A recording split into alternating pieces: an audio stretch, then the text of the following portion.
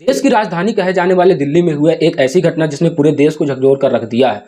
दिल्ली के मोहाली इलाके के फुटपाथ पर अपने परिवार के साथ सो रही एक मासूम लड़की अचानक लापता हो जाती है।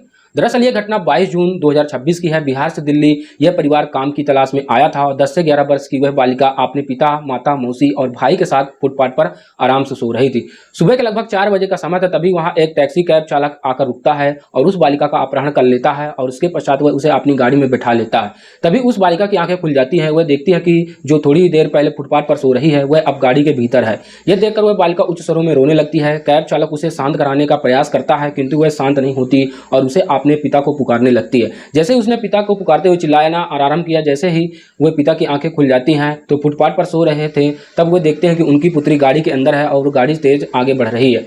एक लाचार पिता नंगे पैर उस गाड़ी के पीछे दौड़ता रहा, किंतु दुर्भाग्य वह अपनी पुत्री को बचाने में असमर्थ रहा। यह किसी भी पिता के लिए सबसे भीषण रात्रि थी। जब वो चीखते चिल्लाते तब वहां आसपास के लोग एकत्रित हो जाते हैं। तब पिता बताते हैं कि मेरी 11 वर्ष की पुत्री का अपहरण हो गया है और इसके बाद पुलिस घटनास्थल पर पहुंचती है। जब पुलिस पूछताछ करती है तो पिता कहते हैं, साहब मुझे केवल इतना स्मरण है कि जो गाड़ी आई थी उसकी पीले रंग की प्लेट नंबर थी, इससे अधिक उन्हें कुछ ज्ञात नहीं है। तुरंत 22 दलों की टीम को गठन किया जाता है। 6 घंटों तक अभियान चलाया जाता है। 200 से अधिक सीसीटीवी फोटो खंगाले जाते हैं और तब एक गाड़ी का क्रम सामने आता है और उस गाड़ी को बिहार के खगड़िया का निवासी वसु उर्फ बबलू कुमार चला रहा था। पुलिस उसे पकड़ने के लिए घेराबंदी करती है और अंततः उसे गिरफ्तार कर लेती है। कैब चालक ने उस बालिका के साथ पहले दुष्कर्म किया और तत्पश्चात उसकी हत्या करके गुड़गांव के फरीदाबाद सीमा के वन क्षेत्र में फेंक दिया। जब पुलिस कैब चालक को घटनास्थल पर ले गई और जब उस चालक ने भागने का प्रयास किया तो पुलिस ने उसे रोकने का प्रयत्न किया और बाद में उसके पैर में गोली मारकर उसे दबोचा।